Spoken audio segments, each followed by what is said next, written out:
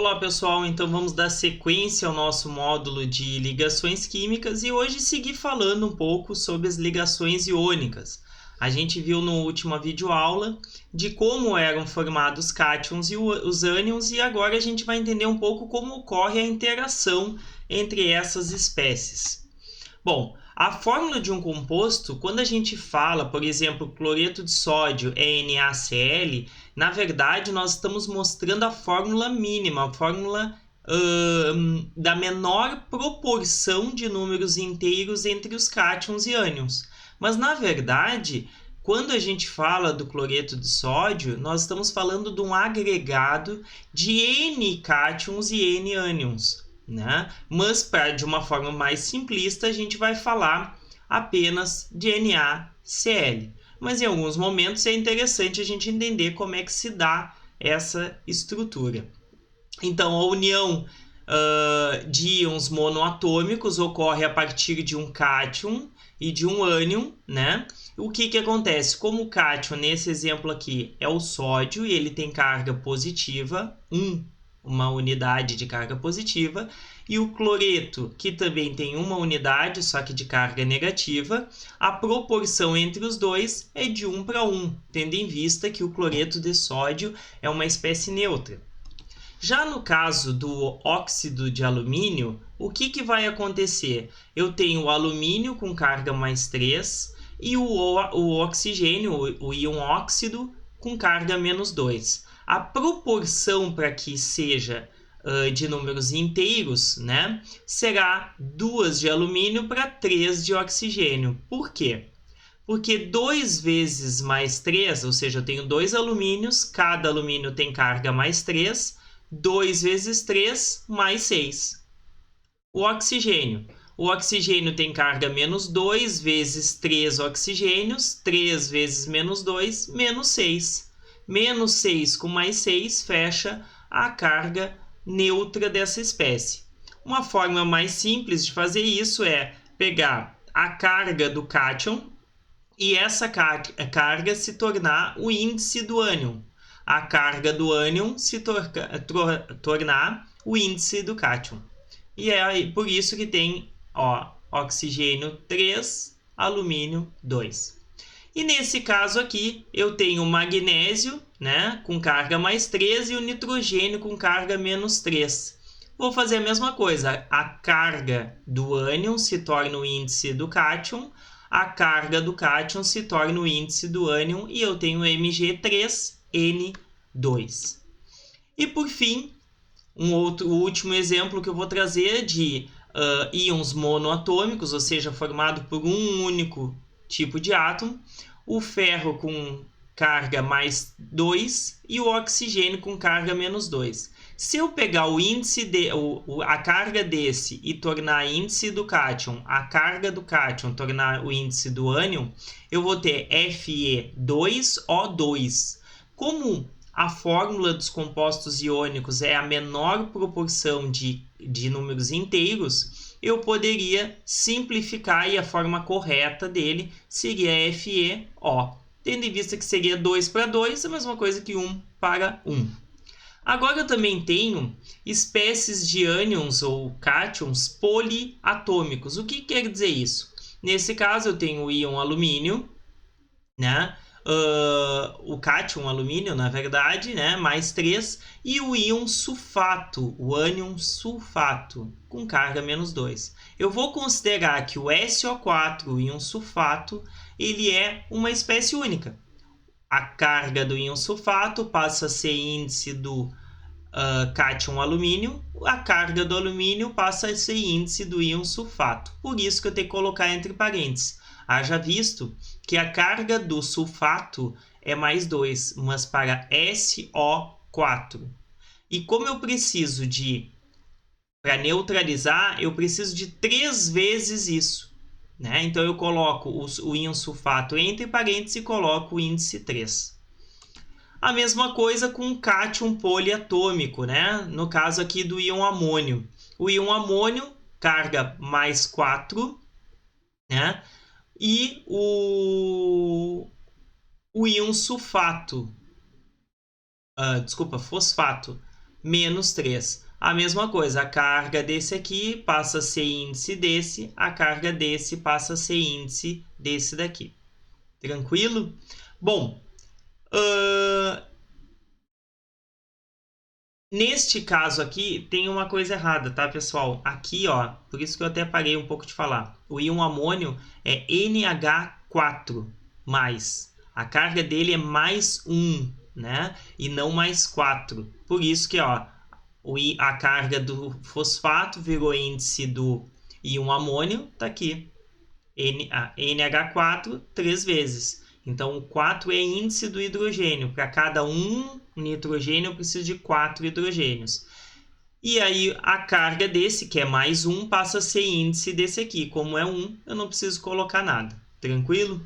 Bom, o que acontece? Eu tenho também como representar, né, essas estruturas pela estrutura de Lewis. E para cada um dos átomos eu preciso saber a sua distribuição eletrônica para saber qual a tendência que esse átomo tem de receber ou doar elétrons, e isso a gente já viu. Como é que eu vou representar? Ó, a distribuição do átomo de hidrogênio é um S1. A camada de valência, a única camada que ele tem é um S1, ou seja, com um elétron. Então eu vou representar o hidrogênio com o seu único elétron. O hélio tem 2 elétrons, a distribuição dele é um S2, ele tem a camada fechada, então hélio com 2 elétrons. Cada elétron da camada de valência eu vou representar por uma bolinha. Agora no caso do lítio, o lítio tem 3, ele tem a primeira camada completa, ou seja, ele tem a configuração do hélio, mais 2s1.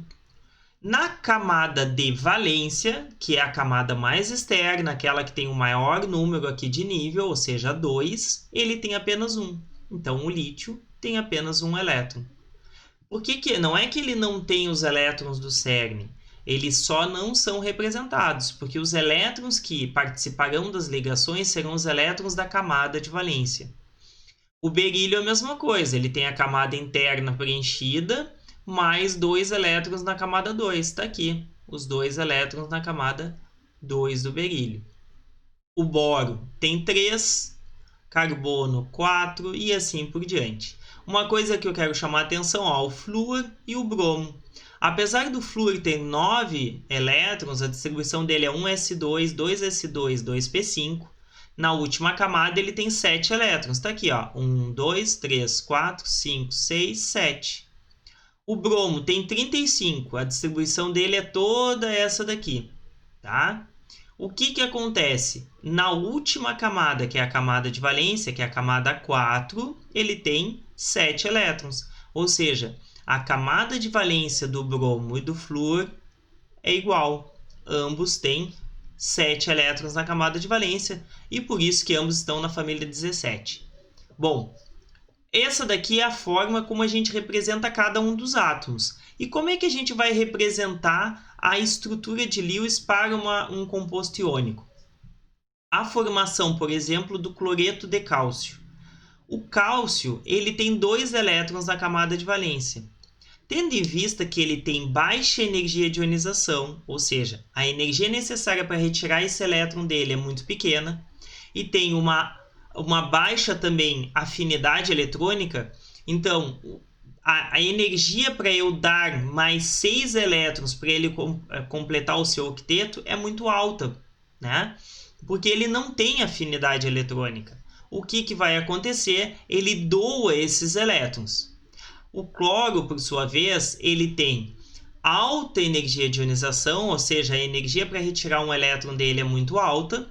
Em compensação, ele também tem alta afinidade eletrônica, ou seja, ele recebe elétrons com facilidade. O que vai acontecer? Eu vou ter a formação, devido às características do cálcio, do cátion mais 2, porque ele doa os seus 2 elétrons.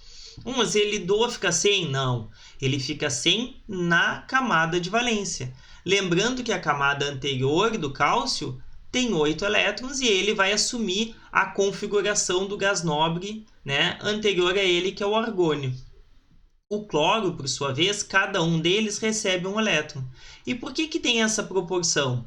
Porque para neutralizar essa carga, cada cloro tem carga menos 1. Como eu tenho 2, menos 2. Com a carga do cálcio, fecha zero e o cloreto de cálcio é uma espécie neutra.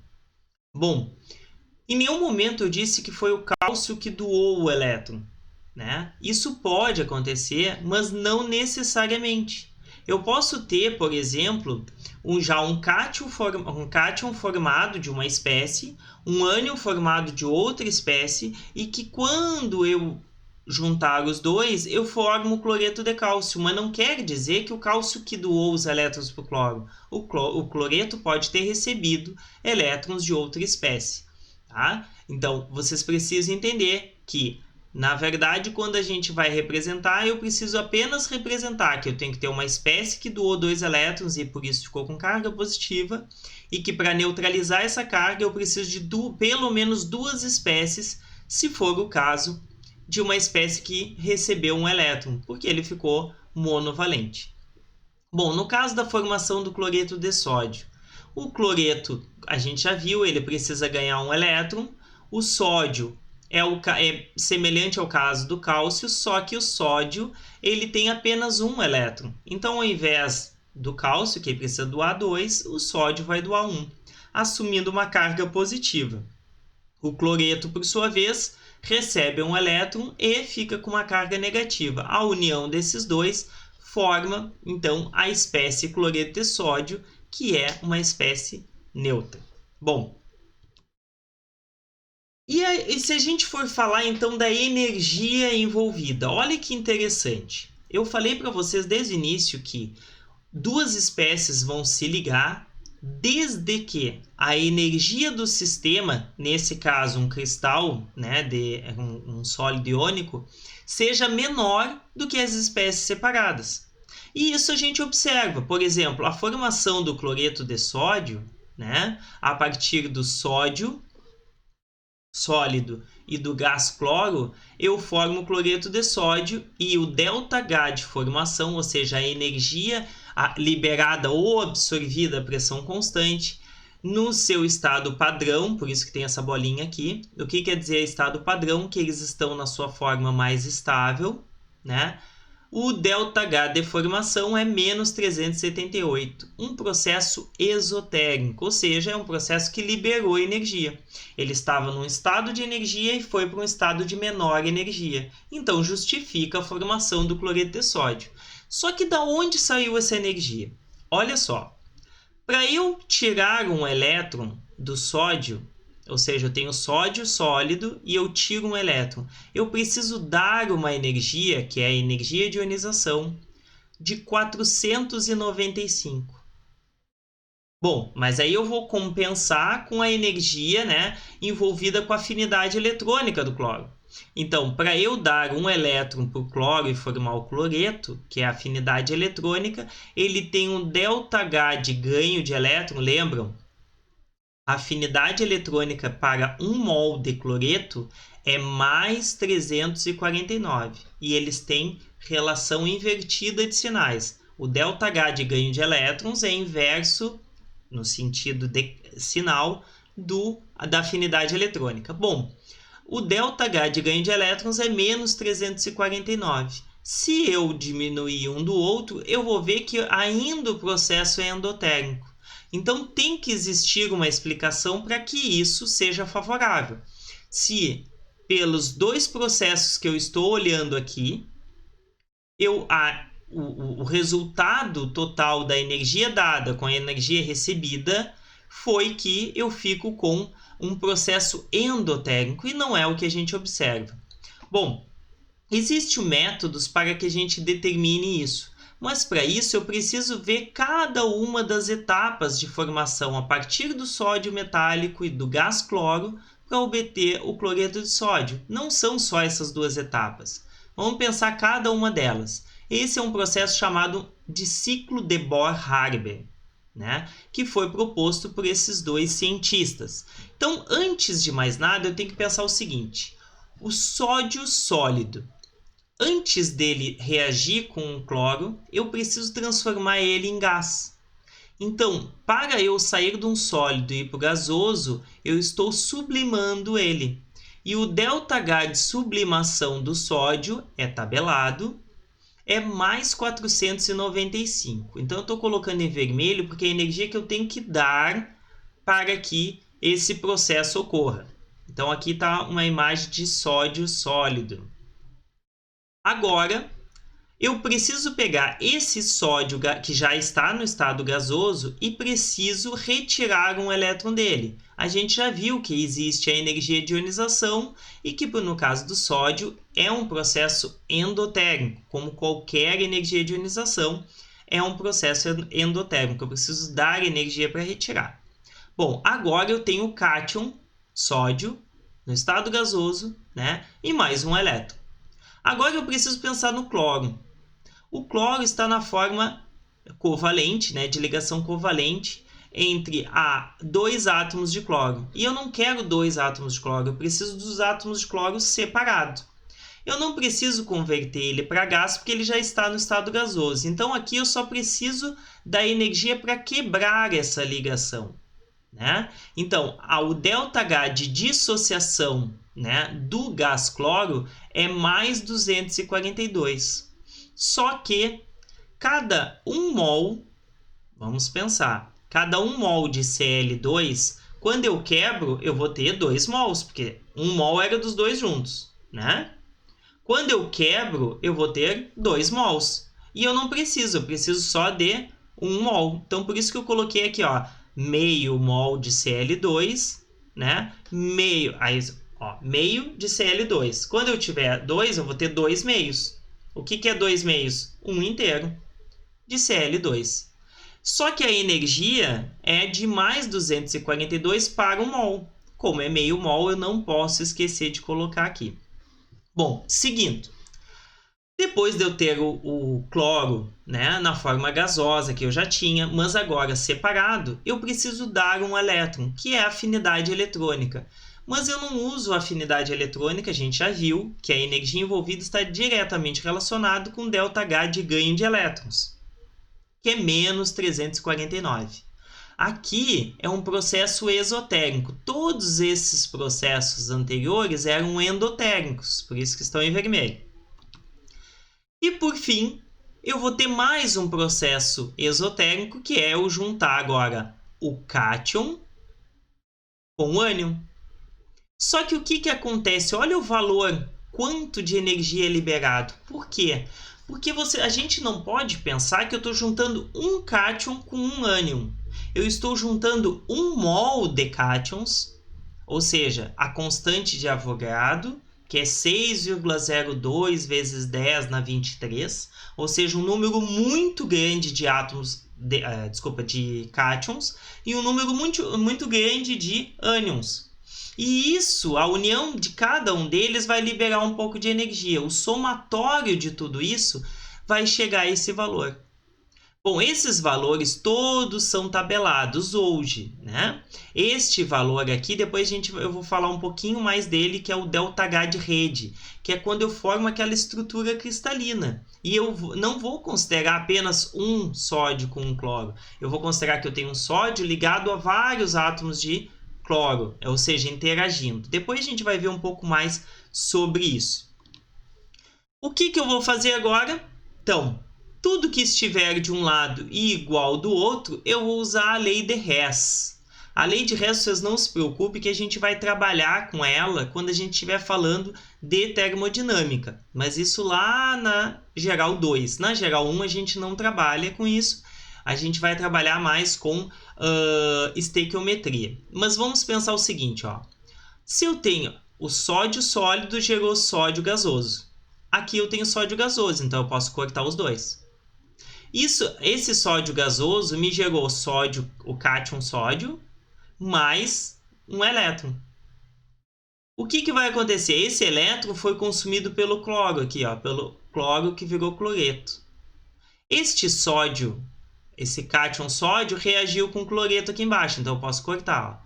Vocês viram que eu estou cortando o que tem do lado dos reagentes com do lado dos reagentes com o lado dos produtos. Bom, o que sobrou? Sobrou sódio sólido meio mol de gás cloro, gerando cloreto de sódio. E qual será o ΔH de formação? O somatório de tudo que eu tenho aqui, ou seja, a energia que eu gastei com a energia que eu recebi. E isso me gera, ou seja, um resultado que é o processo exotérmico, ou seja, liberou energia nesse valor. Bom, eu não quero que vocês lembrem disso perfeitamente, isso daqui são valores tabelados. Eu quero que vocês entendam de onde saiu, ou seja, quando eu vou juntar o gás cloro, né, com sódio metálico, ele forma já o cloreto de sódio. Mas essa energia liberada está contida todas essas etapas. E aí eu tenho como descobrir ela usando a propriedade da lei de Hess. Ou seja, a lei de Hess, ela me diz que, como são propriedades de estado, eu não preciso saber o caminho. Eu tenho que ver o estado inicial e final, né? Se para eu chegar no final, eu vou a um lugar, volto no outro, vou no outro lugar, volto no outro até chegar ao final, o que importa é que eu saí daqui e cheguei lá. Agora, o que eu fiz no meio do caminho não importa. Então, isso aqui é um artifício da lei de Hess para eu chegar numa expressão. Esse valor aqui a gente já conhece, né? Ele é mais fácil de determinar. Entretanto, o ΔH de rede, geralmente a gente faz o inverso. A gente usa esse resultado aqui com esses valores tabelados para descobrir o ΔH de rede. Porque imagina a energia, para calcular a energia da formação, eu não tenho como pegar somente cátions gasosos e depois somente ânions gasosos e misturar para ver a energia. Eu não tenho como fazer isso. Então, a partir dessas espécies, eu vejo o calor liberado e eu obtenho agora o ΔH de rede. Tranquilo, gente? Bom, por hoje era só. Na próxima aula, a gente vai recapitular e encerrar o conteúdo que a gente tinha para ver sobre ligações iônicas. Até a próxima!